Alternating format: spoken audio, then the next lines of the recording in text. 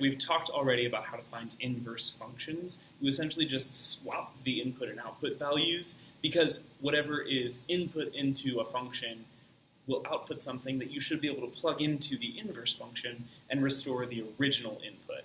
One mutates an input, the other one restores the original input. This is a really cool concept, but there are some functions where the inverse isn't quite as apparent as you would think.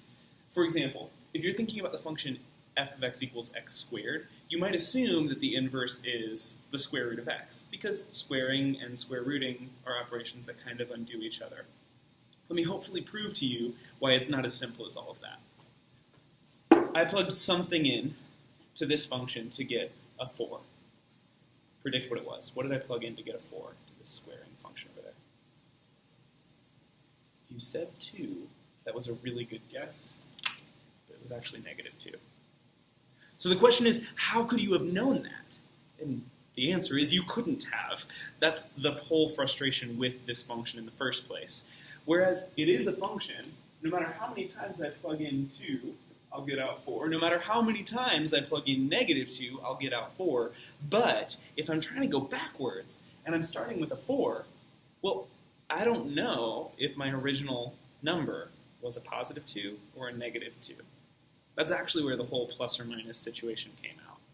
So that was my actual first fix. In my head, my first thought was, oh great, so the inverse is just plus or minus. But then I realized that that does the same issue that we had a while ago, where one input could produce multiple outputs. If I plug in a 4 to this,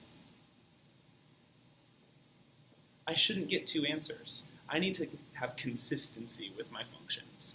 So instead, we're going to go the other way around. And instead of giving this one more information, we're actually going to take our original function and restrict it so that it's really clear where we came from.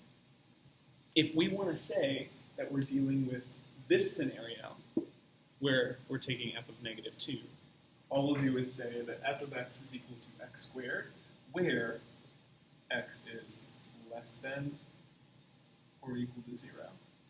And that's my set of negative inputs. If I wanted to do this answer, then I would just say x is greater than 0 to show that I want the positive inputs. But we'll roll with the negatives here.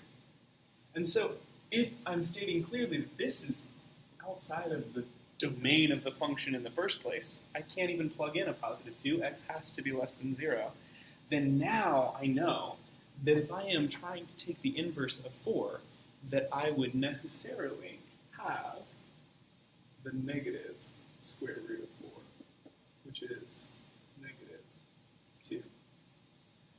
So instead of adding a plus or minus here and turning the whole thing into a non-function, now it is a reliable function that reliably outputs the same result, which, given our constraints, does in fact return me to my original input.